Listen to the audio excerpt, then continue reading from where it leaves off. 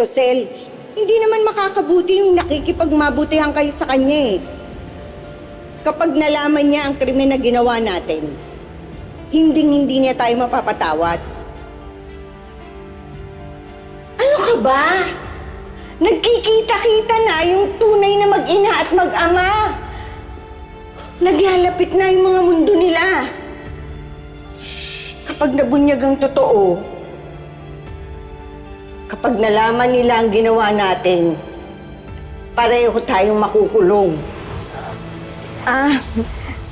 May paniniwala kasi yung mga matatanda na kapag ang dalawang tao daw ay malapit sa isa't isa, tapos nagkahiwalay, nararamdaman nila yung mga nangyayari sa bawat isa.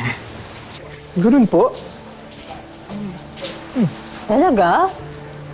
Ganon tayo ka-close? Hindi naman tayo nakikita madalas. Ikaw na naman? Ano na naman ba yung ginagawa mo dito, ha? Hindi ba sinabi ko na sa'yo na wag ka nang magpapakita sa pamilya ko? Saan ka pupunta? Kay Tyrone.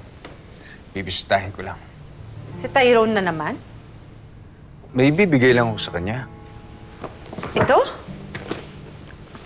Ano to? Pinag-shopping mo ba yung batang yon? Wala na nga tayong pera.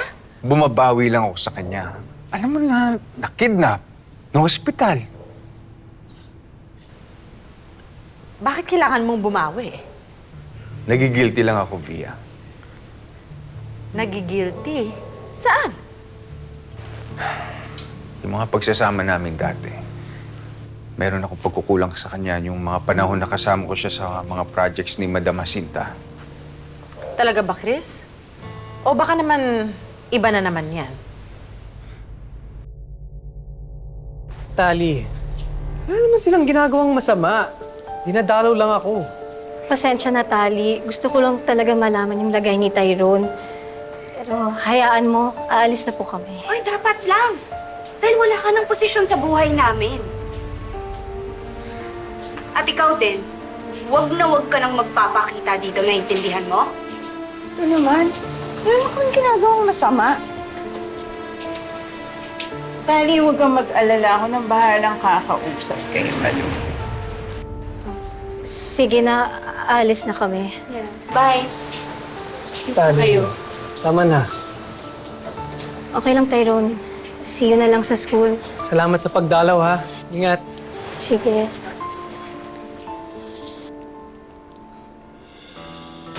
Pa!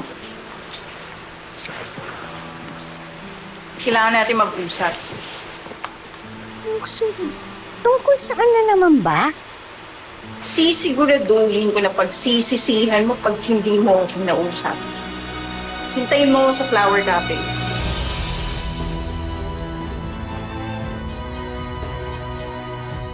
Kahit ano ba pumapasok sa isip mo?